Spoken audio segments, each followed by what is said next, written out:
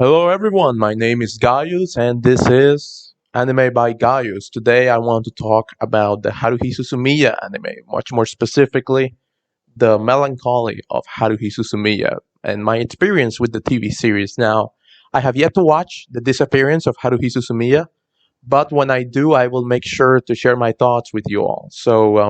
Thanks to the 3 subscribers that I've garnered so far. I don't know why you're here, but have fun. So I'd like to give a bit of a context behind how I ended up watching this series because the reality is that Haruhi Suzumiya is one of those incredibly influential anime alongside the likes of like Evangelion and Cowboy Bebop that like changed the sphere, the conversation regarding anime and had an incredible impact on the industry at large. But unlike Evangelion or even Cowboy Bebop, you don't see a lot of Haruhi Suzumiya discourse nowadays. You know, you see a lot of people still talking about Cowboy Bebop and recommending Cowboy Bebop. You see a lot of people talking and hear a lot of people talking about Evangelion. And you know, this might be because both of those series are still getting products, still get like media coming out nowadays. Like Evangelion has like the rebuilds, and Cowboy Bebop has like the live action adaptation. But I think it goes beyond that. I think that there's something about Haruhi Suzumiya that has made it, I guess, disappear in amongst the anime community, which is a shame because, as we all know, it has the Kyoto Animation seal of approval. And I was very excited. Now, I'm too young, sadly, I'm a zoomer, so I wasn't there to experience the explosion of popularity that accompanied Haruhi Suzumiya. But just looking at old internet forums and from hearing people who were there, who were anime fans back in the day, Haruhi Suzumiya really was quite the cultural behemoth when it comes to the anime sphere. So it was really interesting going into the anime, pretty much knowing nothing. My only expectation from the Suzumiya anime was that it was going to be like a slice of life because when it comes to Kyoto Animation, I'm only familiar with Free. I think Free is done by Kyoto Animation, um, Kyon, and Kobayashi's Dragon Maid. That's as far as my personal experience with the studio goes. So going into Haruhi Suzumiya, I only knew like the dancing ending, you know, the famous dance that everyone has seen at least once if you watched more than 5 anime, and like some of the songs, and of course the titular Haruhi. So I wasn't expecting much. I'm gonna be honest. It's not that I dislike slice of life shows. It's just that they're not something that I'm eager to watch all the time. I don't come back from school or work and I'm like, I want to watch a slice of life. Though, of course, I have my weaknesses too. So getting into it, I was very surprised, of course, by the level of presentation in Haruhi Suzumiya. Of course, you might say, well, it's Kyoto Animation. Of course, it has good presentation, visual and audio, but it's really impressive how a show that is more than a decade old still manages to be an impressive piece of animation in general. You know, from the way the crowds are animated and the characters and the way they move around the screen, and also some very interesting perspective shots. I really wasn't expecting to be wowed by the cinematography on display. But once again, Kyoto Animation goes way beyond the Call of Duty in delivering a product that really is like something to behold. Whenever Kyoto Animation makes an anime, it makes you want to make anime. Like the way they choose to frame things, the way the energy with which they animate all of their characters, and the way with which they portray their personalities with the animation is the type of stuff like when you read a good book, you're like, I want to write a book that good. So on that front, it's incredibly impressive. The sound design was great. You know, beyond the openings and endings, the way you can hear the crowds, it really does feel like a school.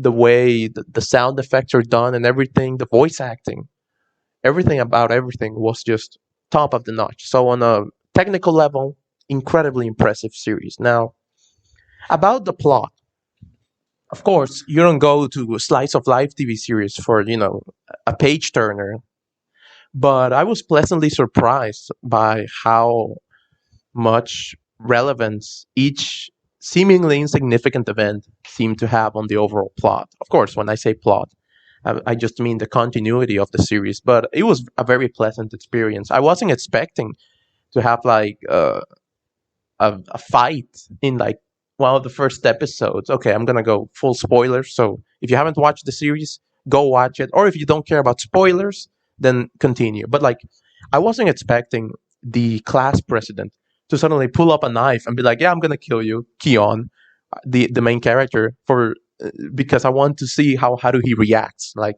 I had an idea of what the show was like, and I knew that there were some supernatural elements because if you're an anime fan and you have a connection to the internet and you don't live under a rock, you've seen at least one clip of Haruhi Suzumiya, and you know like the general premise that Haruhi Suzumiya is a god, but she doesn't know it. And but I really wasn't expecting the supernatural elements to be so in your face. Like the first 6 episodes, which I watched in chronological order instead of the broadcast order, had many more elements of like the supernatural going on than what I initially was expecting. So that was a surprise. And just the characters. Let's talk about the characters. I really liked the characters. I I was reading some discussions, some recent discussions on various forums regarding the series, and they talked about how like some of the characters are outdated or like the show itself can feel old, and I couldn't disagree more. The characters feel very fresh. Some of them don't have that much of a presence. I feel like the show stealers tend to be like Mikuru Asahina, Haruhi, and Kion, while Yuki Nagato and Koizumi tend to be more in the background, which in Yuki's case, I imagine is like by design. But I imagine like in the disappearance, she seems to have a much more active role. But let's talk about the characters. Let's talk, of course, about Haruhi, the the star of the show. I was sort of expecting her to be like the main character of the show for some reason. I mean, she's in the title, she's in all of the titles from all of the novels and the anime. But no, she isn't. It's an interesting series because she feels like the sun. Like, I feel like the show is like Haruhi is like the sun, and like the show is given from like the perspective of the satellites, going around it, the planets. It really feels that way, and it's a very interesting way to frame things. Haruhi is incredibly energetic and eccentric, and I don't know in which forum I read this comparison, but like I was reading that Haruhi is portrayed sort of like gods who were portrayed in like the Greek mythos, where like they could be very wise and know-it-alls, but at the same time they could be incredible assholes. And frankly speaking, Haruhi can be incredibly mean sometimes. Like her bullying with Asahina was, I'll admit it, it was funny quite a few times, but other times it went very far. And the show acknowledges this in the second season in one of the episodes from the side of Haruhi Suzumiya, and it was a really intense moment. But I was very glad that the show acknowledges the fact that she is rather cruel, and sometimes it goes a bit too far.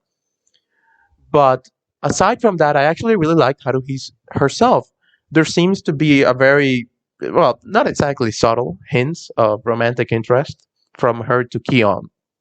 And what surprised me the most is that I would think that like Kion will be the one to fall in love with Haruhi, but from what the series seems to show, Haruhi is the one who chases after Kion. Like I feel like we're seeing a love story, a very subtle and not exactly in your face type of love story, but like a love story where like Kion is the one getting chased in a way. It's like the romantic interest is like the MC of the show, which I found to be very very funny. Now let's talk about Kion himself. Keon is my favorite character. I find Keon to be an incredible MC, and I feel like none of the events would work if they weren't presented from his perspective. Because there seems to be sort of like a disconnect that is like similar to like Ayano Kuyi from Classroom of the Elite, where you have a very sardonic and sarcastic internal thoughts, and then you have like a much more chill and I guess boring and normal exterior. Like the rest of the characters don't get Keon's internal dialogue. They don't get to see rather his funny musings on the events going on around him and like how full of trivia he can be, even if that trivia can be quite wrong every now and then. So it's a really interesting dynamic because if we were one of the characters, Keon would just be this average person, but like because we're the audience, we know very well that he is anything but boring. And I found him to be an incredible anchor from which to tell the story. And especially his relationship with Haruhi is so normal, but because it's normal, it's special. I don't know how to put it, but he's a wonderful MC, and I find him to be like the most intriguing character of the series. It's a weird thing in a series full of supernatural characters and events. The thing that caught my eye the most was the guy that is seemingly the most normal. And the other character which I liked the most was, of course, Mikuru Asahina, who's like this very weak-willed, very submissive person. But like, what's interesting is that the show kind of spoils you with like Asahina, because like the, there's a she comes from the future, but like there's an even further in the future version of her who's like this very confident, very practical, very well adjusted person. So you know that despite the fact that she seems to be this meek sort of character that like serves only to be bullied by Haruhi, you know that eventually she evolves to be somebody far more competent and confident in herself, because adult Asahina, despite she is incredibly sexy, but like she's very comfortable in her appearance and everything, to the point that she lightly teases Kyon when they meet, and it's a wonderful thing. So I really like her character. And something that the second season introduces that I found to be quite interesting is the fact that we get the implication that like her whole weak act is like what I described it as, such an act to like fool Kyon and make him like interested in her, and making it easier for her to enact her agenda, which I found very interesting. Now, the next character is Yuki Nagato. She's sort of like this emotionless robot, which I guess makes sense because she's like a human version. I don't know how to describe it, but like there's this higher entity that wants to observe the events going on at Earth. And she's like their human variant, I guess. She's I like her a lot. She's expressionless. She's not exactly like, she's not the type of character to like steal the show, but like I really do appreciate her presence, even if it's sort of muted. Of course, she does like introduce a lot of supernatural elements, a lot of the more interesting supernatural elements, because it's like, all right, time traveler, okay, psychic powers with Koizumi, I can get that, but like a higher entity that is here to witness the explosion of data, yeah, that's cooler. So I actually do find her quite a welcome presence in the show. Though she isn't exactly, like I said, somebody that gets your attention right away. Though I do wonder if, with the disappearance of Haruhi Suzumiya, that role changes a bit, because Yuki Nagato, despite being an entity that is not exactly human, went through quite the ordeal in the Endless Eight. I will talk about the Endless Eight later.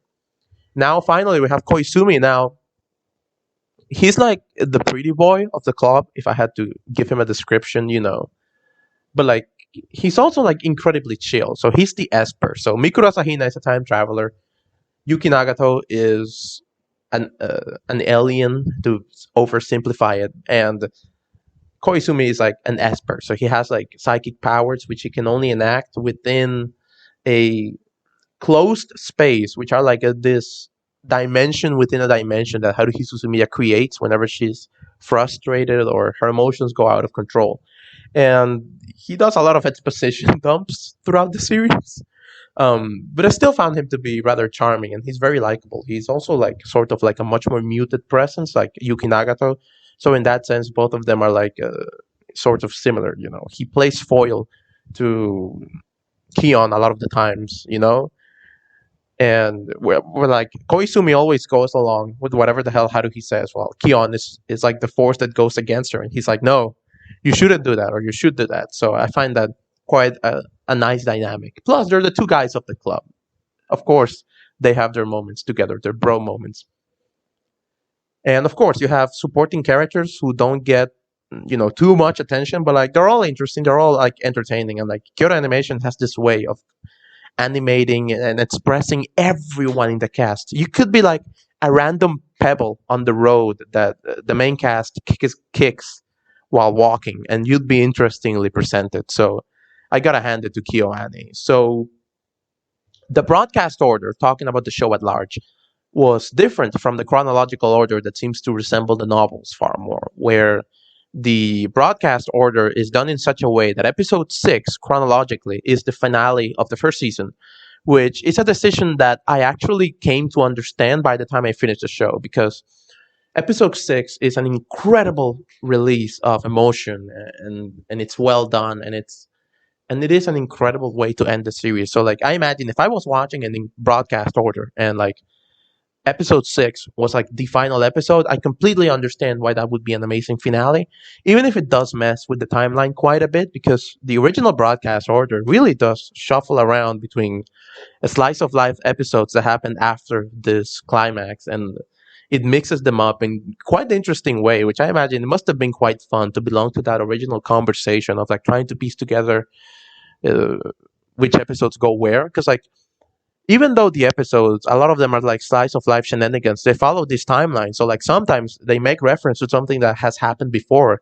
But like if you haven't watched the series, then or like if you're watching the series out of order, then you don't have the context. So I imagine it's fun to fill out the context. Um, but still, the chronological order works. Especially I feel for like the second season, I think it works far better. And talking of second season, let's talk about the Endless Eight, one of the most infamous anime arcs, and probably the thing about Haruhi Suzumiya that has remained in popular culture, uh, or rather, otaku anime culture at large. The Endless Eight is essentially a time loop Groundhog Day scenario, except that Haruhi takes it much, much further than even the novels did. Because, like, from what I remember, the novels were like a total of like 50 pages at best, but like the anime was like adapted like 8 episodes of the exact same events. It's insane, the balls on Kyoto Animation and the director and every single member of the cast to actually pull it off. And the worst thing is it's not like a low effort endeavor. It's not like they went and like retook the same scenes over and over. No, they reanimated. They painstakingly took each and every single conversation and framed it in a slightly different way with very small variations in dialogue. And from what I've seen, apparently like they re-recorded everything, and I feel bad for the voice actors and the animators wishing to do anything but the Endless Eight, and the director just whipping them, being like, "Nope, you're still doing the Endless Eight. You have no free will."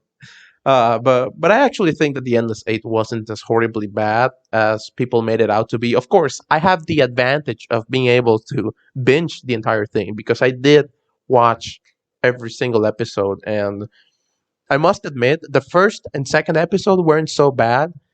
But by the time I reached the point, I was done. I can only imagine the sheer amount of salt that must have eroded out of the anime community back when these things were like coming out weekly, and everybody being like, "Will Kyon finally save us from the Endless Eight?" And then Kyon being like, "Nope, I don't know what to say to Haruhi so she doesn't cause a time loop."